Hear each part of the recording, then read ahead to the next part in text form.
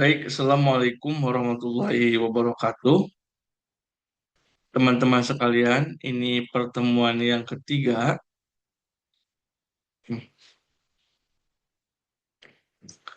Insya Allah kita akan mendiskusikan mengenai topik di pertemuan ketiga atau minggu keempat ya. Topik kita yaitu berhubungan dengan policy formulation dan decision making ya.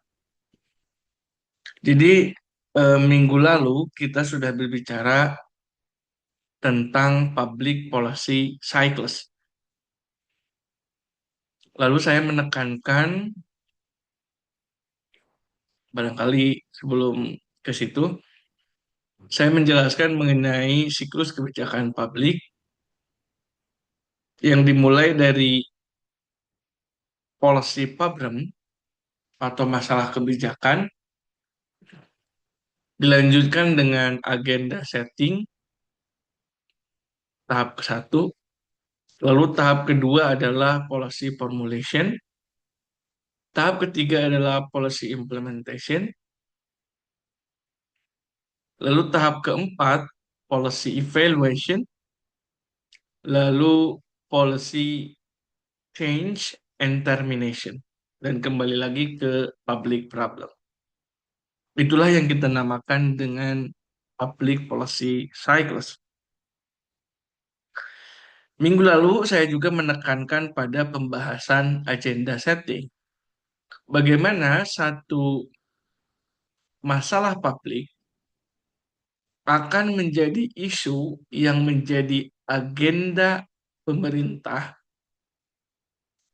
sementara banyak masalah publik lain yang tidak menjadi isu atau menjadi agenda pemerintah. Kali ini kita akan lebih mendalami apa yang kita maksud dengan policy formulation. Kalau kita melihat penjelasan James Anderson di dalam bukunya Decision Making Process, formulasi kebijakan merupakan upaya menjawab pertanyaan bagaimana berbagai alternatif, bagaimana masalah publik itu diselesaikan melalui alternatif kebijakan yang disepakati. Oke? Formulasi kebijakan merupakan tahapan dalam proses kebijakan di mana sebuah isu diteruskan dalam bentuk hukum. Diharapkan dapat menjadi solusi atas masalah publik. Saya akan menjelaskannya secara ringkas seperti ini. Di dalam formulasi kebijakan, pertama, ini perlu dicatat ya.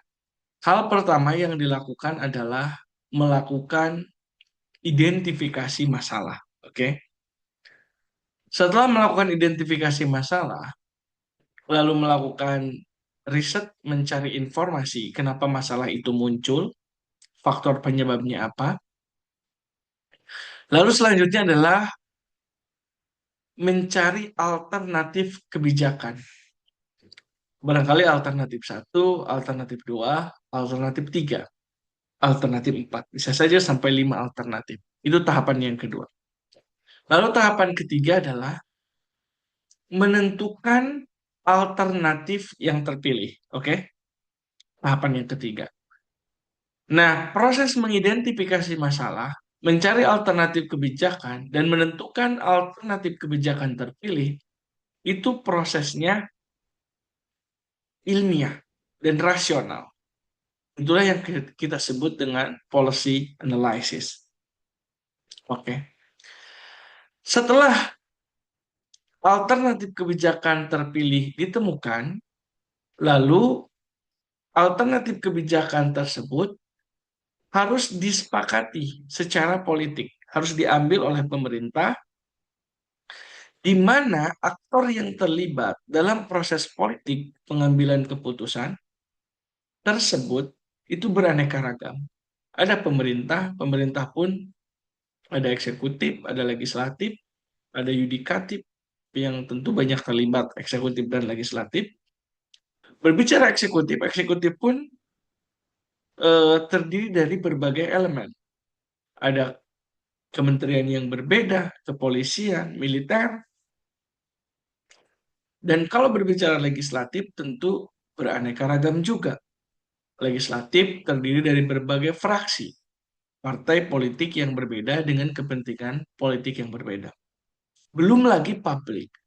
Publik ada kelompok bisnis, ada NGO, non-government organization, ada organisasi kemasyarakatan, dan juga kelompok-kelompok yang lainnya seperti media massa. Kita juga harus mempertimbangkan kepentingan dan pengaruh mereka. Sehingga proses decision making proses pengambilan keputusan secara politik itu tidak mudah.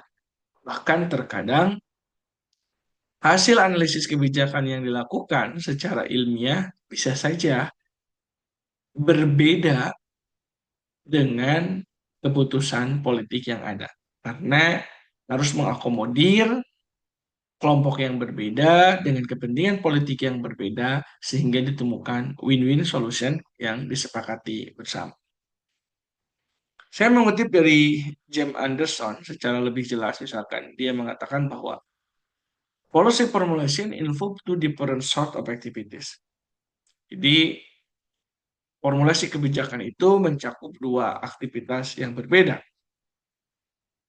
Yang pertama adalah one is to decide what should be done about the problem, analytical and scientific or rational work. Jadi alternatif apa yang harus diambil untuk menyelesaikan suatu public problem, masalah publik. Oke. Kita ambil contoh misalkan pertanyaan sederhana. Dalam situasi perang yang terjadi saat ini di Timur Tengah, di mana Iran menyatakan menutup Selat Hormuz ya, dari lalu lalang kapal-kapal tanker, maka tentu akan berimbas terhadap naiknya harga bahan bakar minyak di kita di Indonesia, di mana 20% kebutuhan minyak dunia itu berasal dari Selat Hormuz. Belum lagi di stopnya aktivitas bisnis atau aktivitas eh, industri gas di Qatar. Tentu hal itu sebagaimana yang disampaikan oleh Wakil Presiden Pak Yusuf Kala, Wakil Presiden yang lalu ya, periode-periode sebelumnya, bahwa hal itu akan berimbas terhadap ketersediaan LPG atau gas di Indonesia. Ibu rumah tangga di kita menggunakan gas tersebut. Nah, pertanyaannya adalah bagaimana alternatif kebijakan apa yang akan dilakukan untuk mengantisipasi kenaikan LPG, kenaikan bahan bakar minyak di kita. Dan kata Pak Bahlil, Pak Menteri ISDM, persediaan bahan bakar minyak kita itu hanya tersedia untuk 20 hari ke depan, gitu ya. Nah, pertanyaannya adalah dengan situasi seperti ini, alternatif kebijakan seperti apa yang akan diambil oleh pemerintah ya untuk menghadapi tantangan ataupun masalah publik tersebut. Itu merupakan hal yang harus dianalisis secara saintifik dan rasional. Ya. Akan tetapi, ketika proses saintifik, proses analisis kebijakan tersebut sudah dilakukan, pelaksanaan the second activities that the government need to carry out, bagaimana alternatif kebijakan yang nantinya diambil oleh pemerintah akan bisa disetujui oleh DPR, akan bisa mendapatkan support dari publik gitu ya, dari masyarakat. Tentu itu akan menjadi persoalan tersendiri karena belum tentu fraksi-fraksi di DPR seluruhnya akan menyetujui satu alternatif kebijakan yang ditawarkan oleh pemerintah. Begitupun respon dari masyarakat tidak belum tentu semua elemen masyarakat akan menerima alternatif kebijakan tersebut, sehingga diperlukan win-win solution. Sehingga kalau digambarkan, siklus kebijakan publik di mana policy formulation berada di sana, seperti gambar berikut ini. Ada agenda setting, menghasilkan agenda pemerintah. Ketika agenda ke pemerintah itu memutuskan untuk membahas satu masalah publik, maka dia akan apa masuk ke proses policy formulation, mengumpulkan informasi, melakukan analisis, dan juga mengembangkan atau membangun alternatif kebijakan.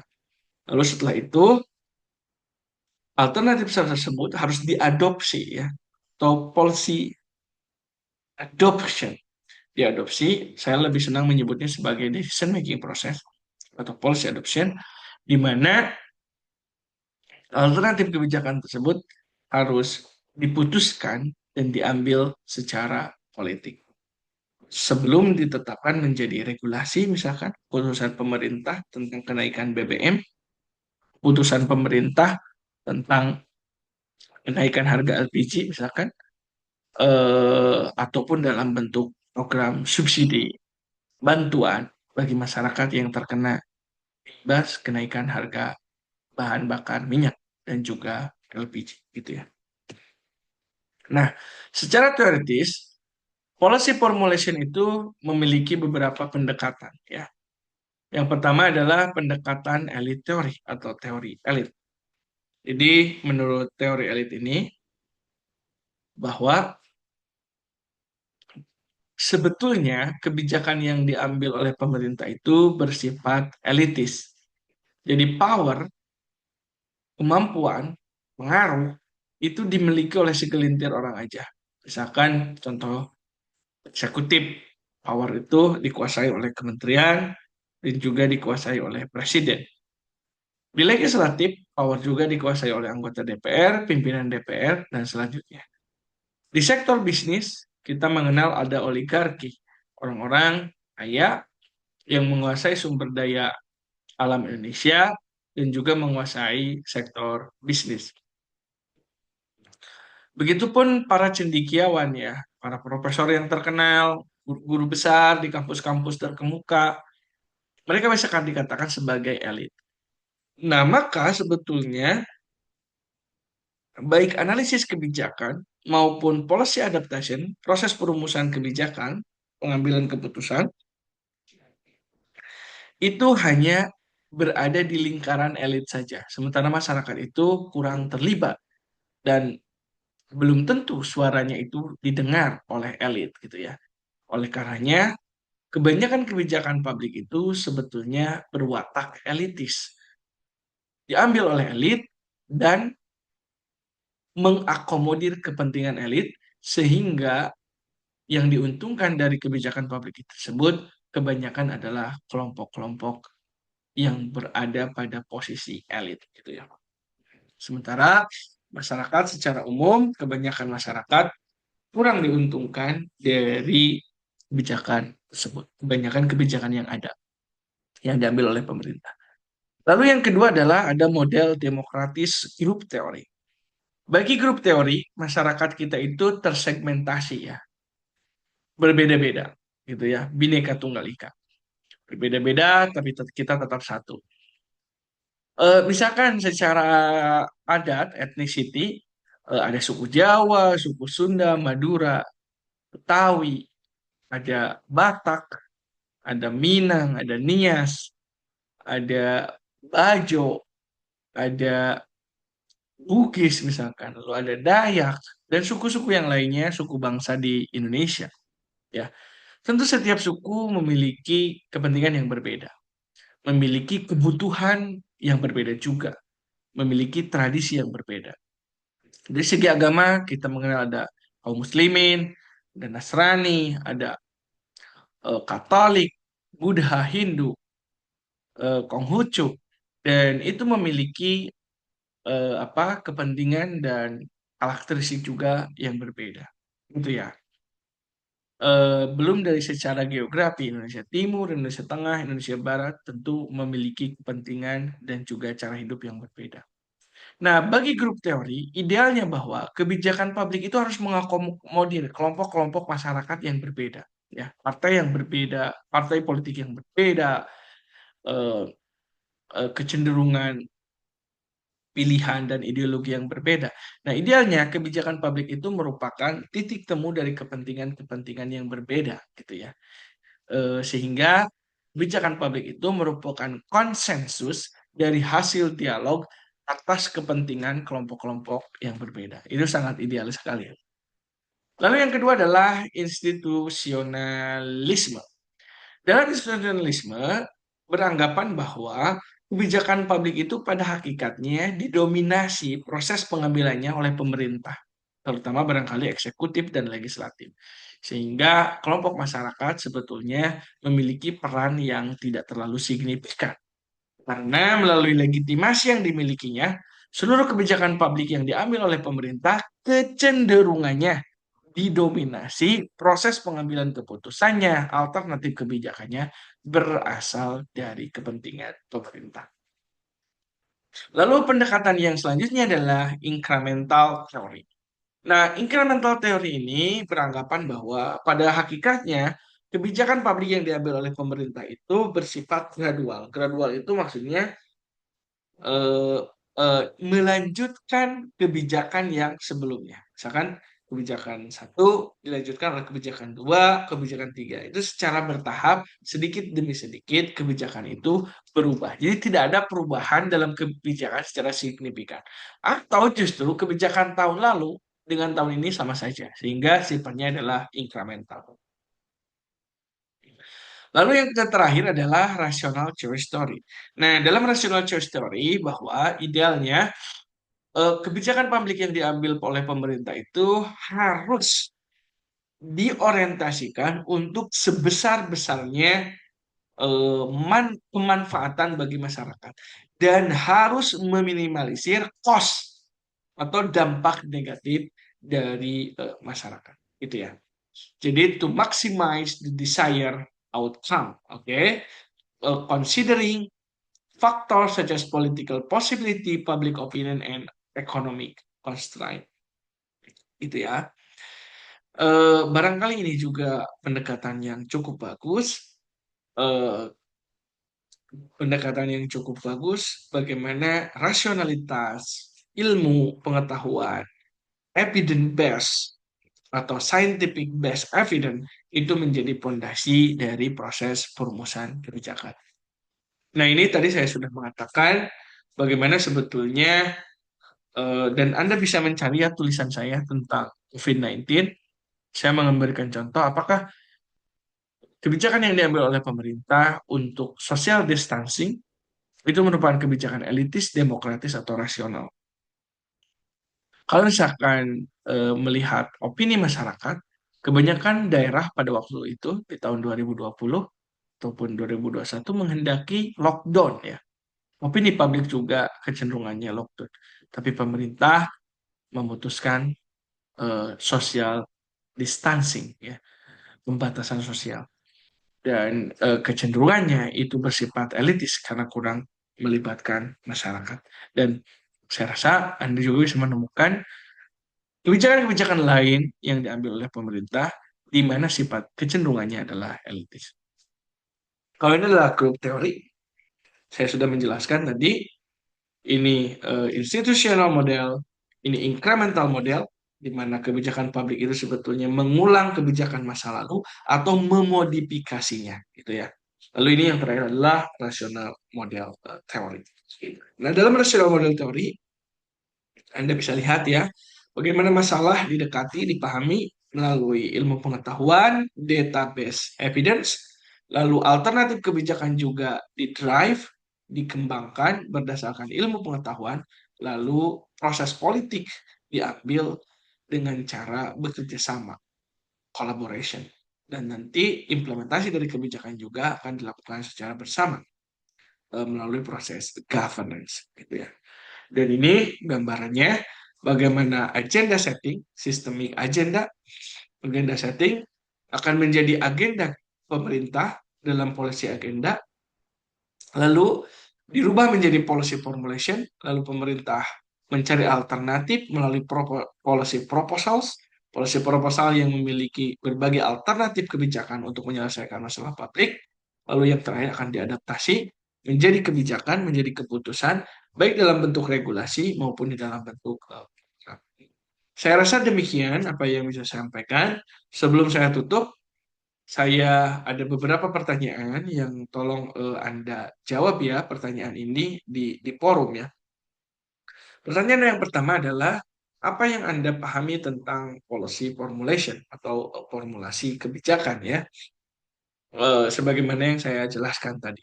Dan Anda bisa juga merefer ke buku yang lain.